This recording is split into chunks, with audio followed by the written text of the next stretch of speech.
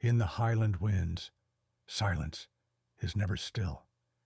Beneath every ridge, something watches, something waits. When the cold cuts deeper than fear, a snow leopard leaps from stone. Wolves press the edge of a broken herd, and talons fall like thunder from a sky that never forgives. In this unforgiving landscape, no predator reigns forever. Power shifts with every step and vanishes with every breath. Welcome to the wild highlands, where stone, wind, and instinct shape every life. The snow leopard, one of the most elusive predators on Earth, lives high in the mountains of Central Asia, often above 13,000 feet, where oxygen is thin, and every hunt is a gamble with gravity. Its wide paws spread weight over the snow, and its long, muscular tail provides balance on treacherous slopes. The snow leopard preys on a variety of animals, but blue sheep, Himalayan ibex, and marmots dominate its diet. Blue sheep, or barl, are agile climbers that inhabit steep, rocky terrain where few predators can follow, but the snow leopard is no ordinary predator. It stalks from above, using rock outcrops for cover. Once within 65 to 100 feet, it strikes with explosive speed. There is no roaring, no long pursuit, only one leap and one chance. The snow leopard grips its prey with claws and powerful jaws, holding firm even as both animals slide down the slope. When barl are scarce, the snow leopard turns to the Himalayan ibex, a much larger and more dangerous target. An adult ibex can weigh over 200 pounds and can seriously injure or kill a predator with its horns. To succeed, the snow leopard uses elevation and terrain to its advantage. It waits for hours above a herd, watching for an isolated or young ibex to stray. And then comes the strike, a pounce from above, using gravity to build momentum. The goal, a single, controlled strike aimed to end the struggle swiftly. Occasionally, the snow leopard sets its sights on a far larger prize, a yak calf. A young calf, barely steady on its feet, lags behind. The predator approaches silently, body low, eyes locked.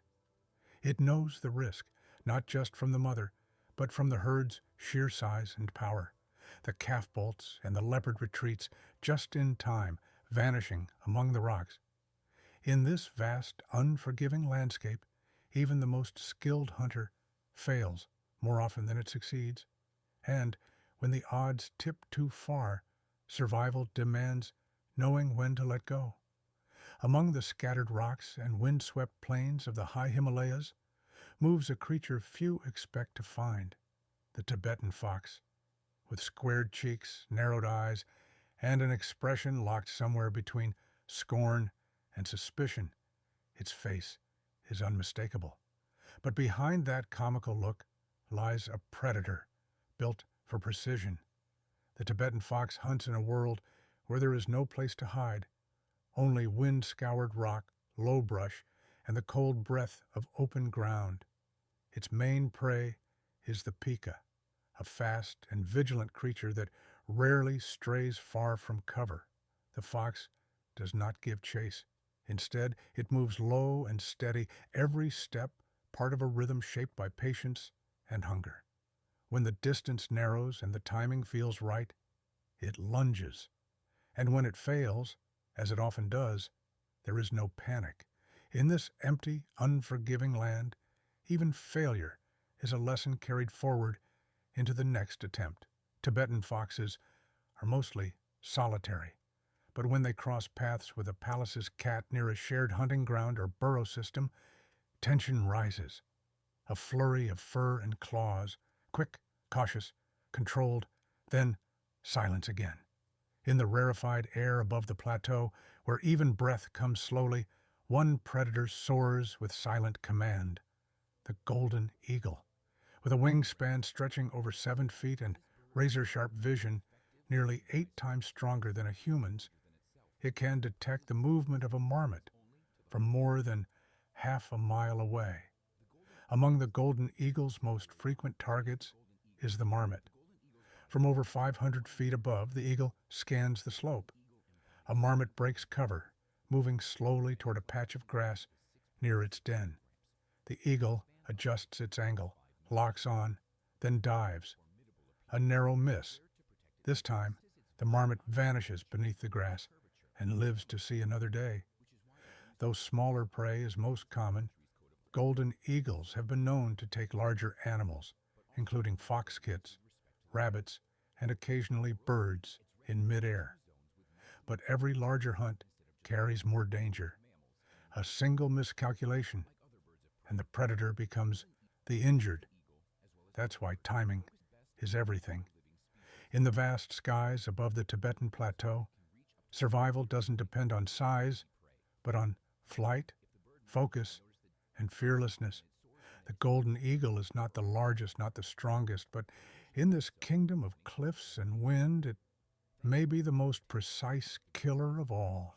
Hidden beneath tufts of rock and scrub, closer to the earth than any other hunter, here the Pallas's cat or mannel crouches, with stubby legs, flattened ears, and a face locked in a permanent scowl. It is comical, almost, until you meet its eyes. Unlike other cats, the mannel does not chase. It ambushes. Every movement is calculated, every breath measured. It stalks pikas, small rabbit-like mammals that serve as its primary prey. But the real battle is against cold, starvation, and rivals many times its size.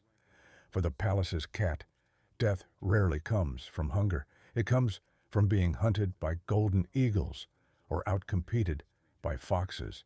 Still, it waits, patient, as the snow begins to fall once more across the barren grasslands of the high plateau.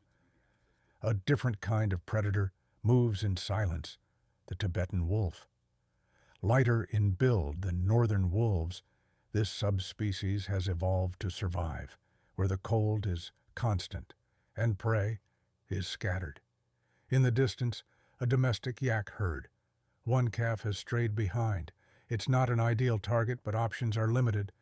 The chase drags on across the open steppe, but her defense holds. No takedown, no reward, just distance and a hunt abandoned. Nature does not speak, but it shows us everything, in silence, in struggle, in survival.